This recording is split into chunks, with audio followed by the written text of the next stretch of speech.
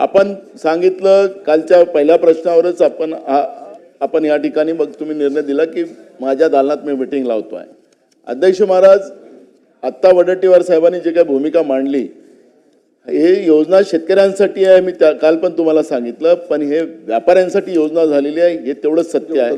त्यामध्ये आम्ही काही प्रश्न उपस्थित केले होते. अध्यक्ष महोदय, फार गांभीर्यानं सांगतो, बघा मी तुमच्या पुढे रिजेक्ट झालेला सोयाबीन पाठवत आहे. रिजेक्ट झालेला या सोयाबीनची प्रत पहा तुम्ही.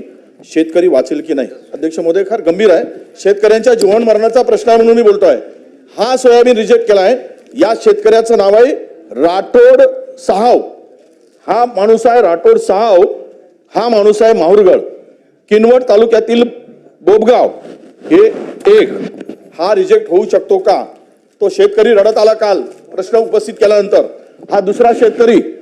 अध्यक्ष महोदय, हा तिसरा शेतकरी. हे पूर्ण नांदेड आणि यवतमाळ जिल्ह्यातले शेतकरी आहेत. यांच्या नावासह इथे चिठ्ठी आहे. हा सोयाबीन जर रिजेक्ट झाला, फक्त 9% मॉइश्चर आहे. 9%. मी आपल्याला अध्यक्ष महोदय सांगतो, विनंती करून बघा. तर मी काल जे बोललो, मला कोणी तुम्ही लोकांनी माझी थोडीशी टिंगल केली. तुम्ही त्यांच्या भावना समजून घ्या. तुम्ही भावना समजा. काय झालंय, तुमच्या सेंटरवर हा माल जातो ना, तो सेंटरवाला खरेदी करतो, पण गोडाऊन मध्ये ज्यावेळेस हा माल जातो ना, तो रिजेक्ट करतो.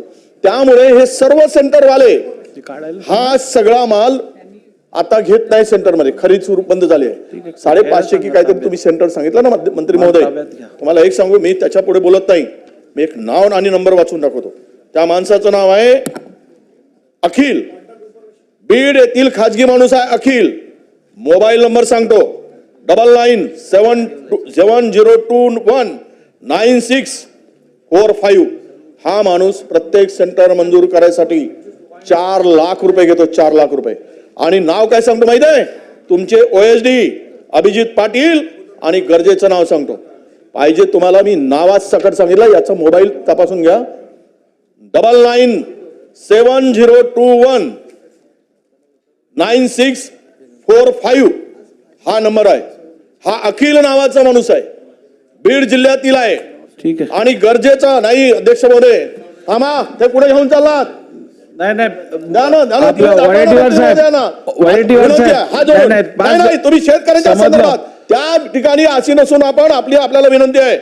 हा हे जे चाललंय ना अध्यक्ष महोदय, उडवा बघा. आम्ही कधी वेळ घ्यायचा विषय नाही, पण शेतकऱ्याच्या हक्कासाठी जर आम्ही इथे बोलत असू आणि समाधानकारक जर कारवाई होत नसेल तर आम्ही उद्रेक कुठे करायचं? आमच्या भावना कुठे करायच्या? हे ते दाखवा ना जरा. तुम्ही बघा, मी तुम्हाला आरोपीच्या